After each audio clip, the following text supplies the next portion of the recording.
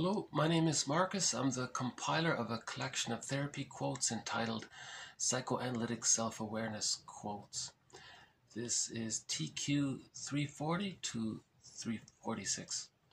Therapy quote number 340. Only if symbiosis has been adequate is he ready to enter the phase of gradual separation and individuation. This separation-individuation phase is a kind of second birth, quote, a hatching from the symbiotic mother-child common membrane.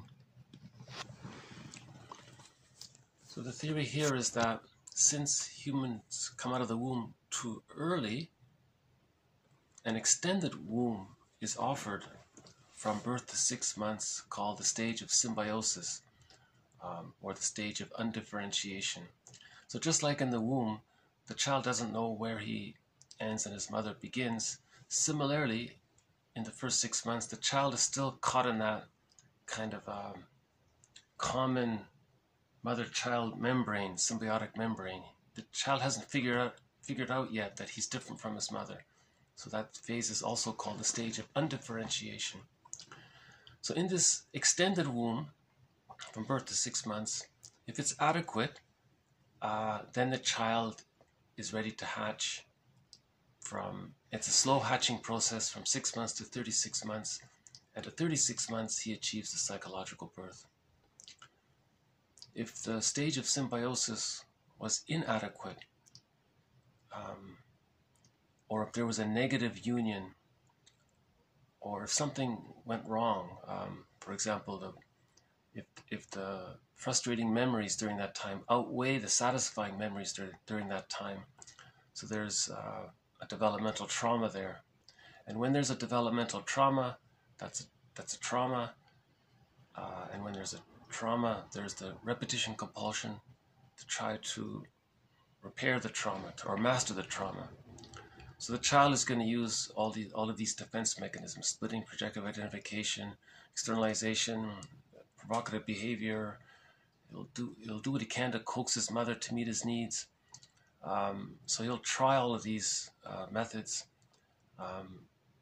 If they don't work by the age of 5, and he still didn't get his symbiotic needs met at the 5 at the very latest, then that's considered a developmental trauma, and that can lead to what's called the repetition compulsion gone awry in future life, where the person is still trying to get their symbiotic needs met, and they see the world from that fragmented place.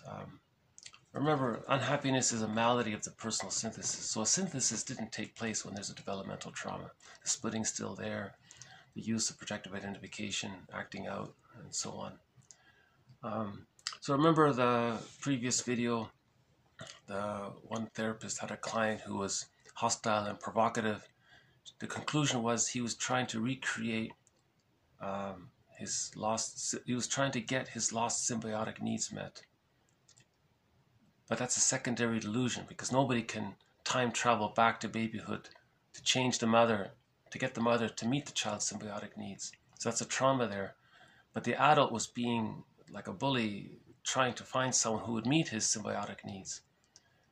But see, that's called a secondary.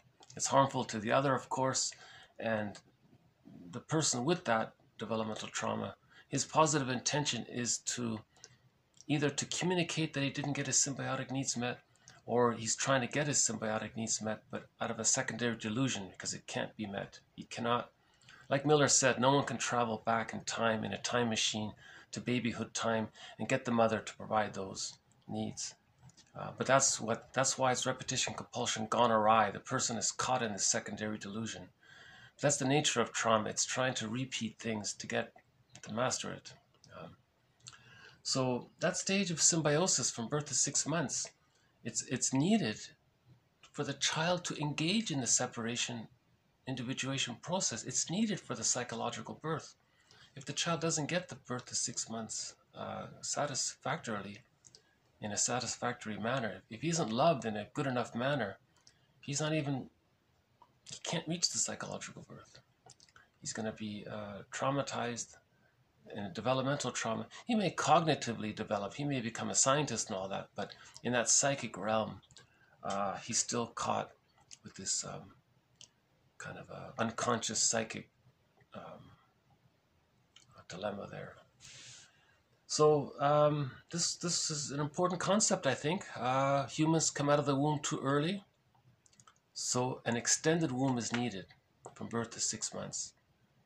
And that extended womb is like an egg, and then it needs to be safe and warm.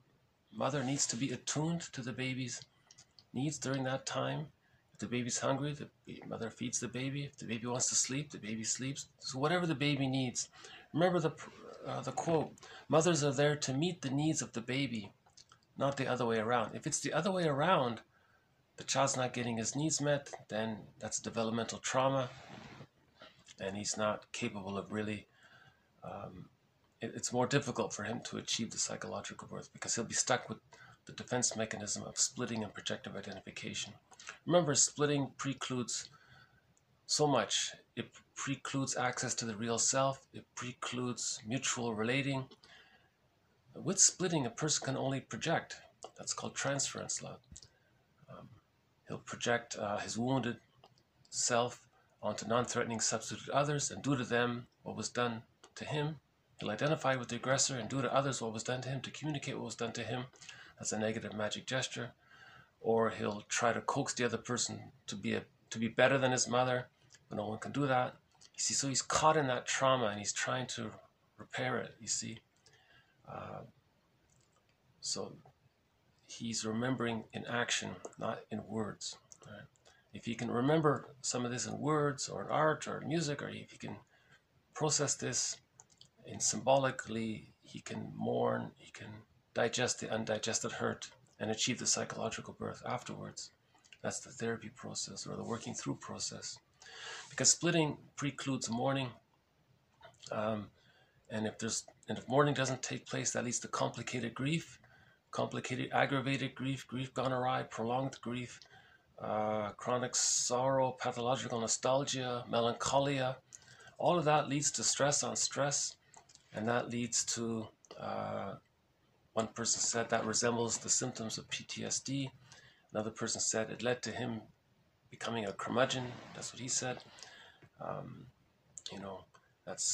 He's not an elder, right? He's caught in that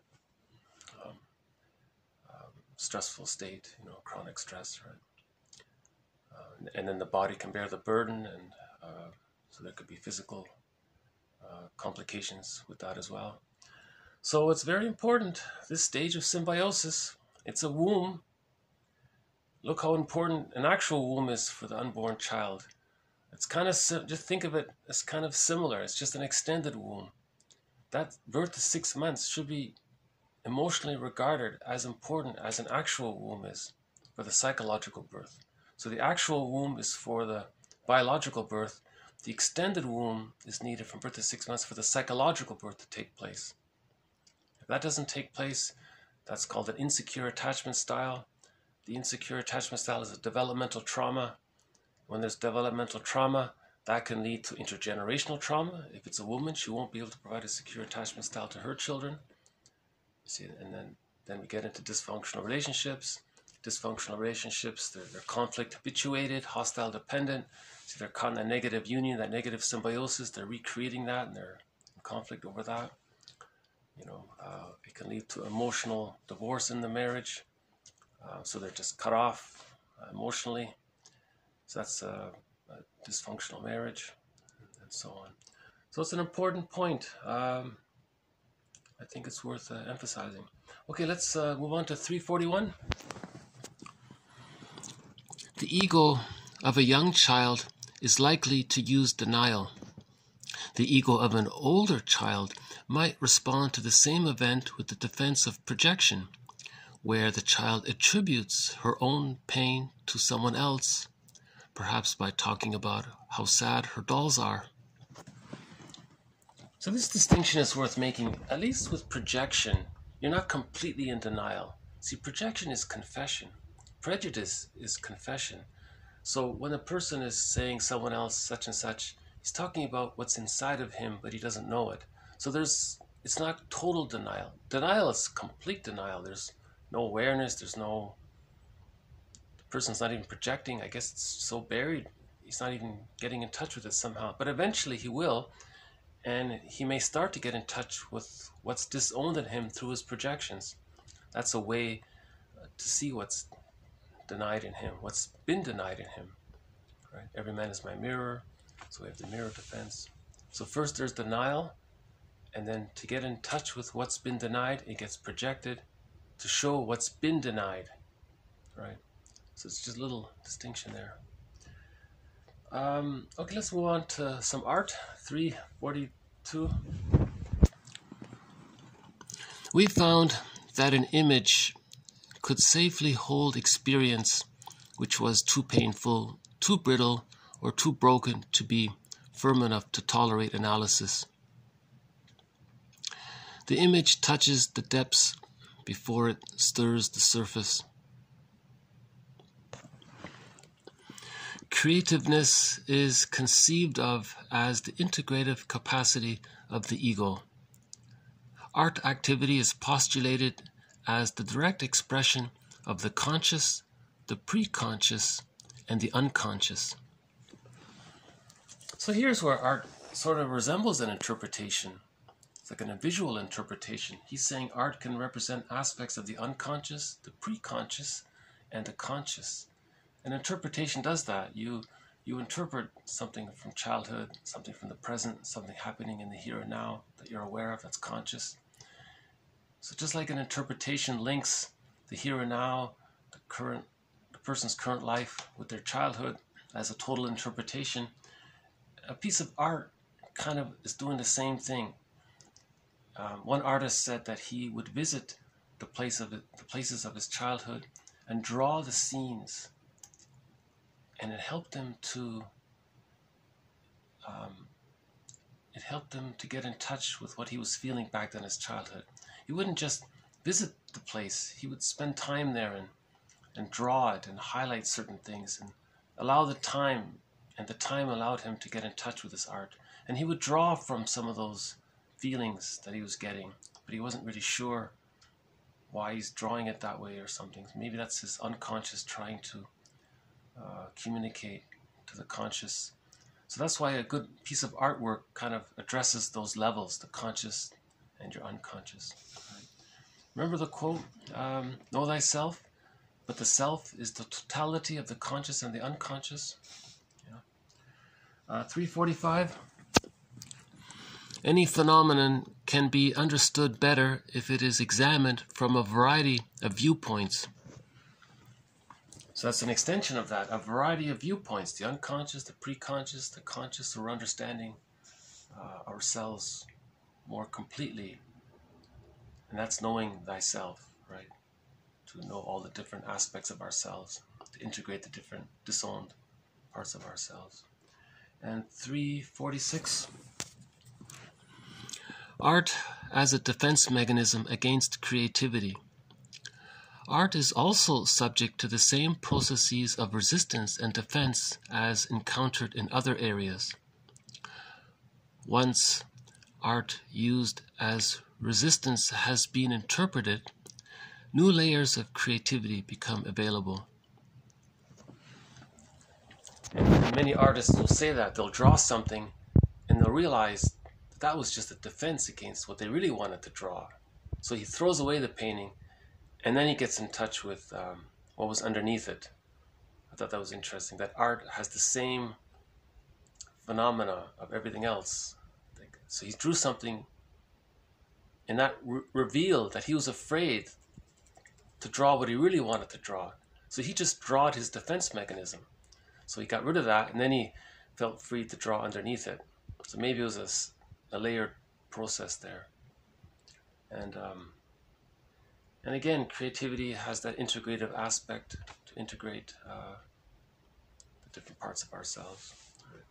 So creativity is considered a therapeutic tool.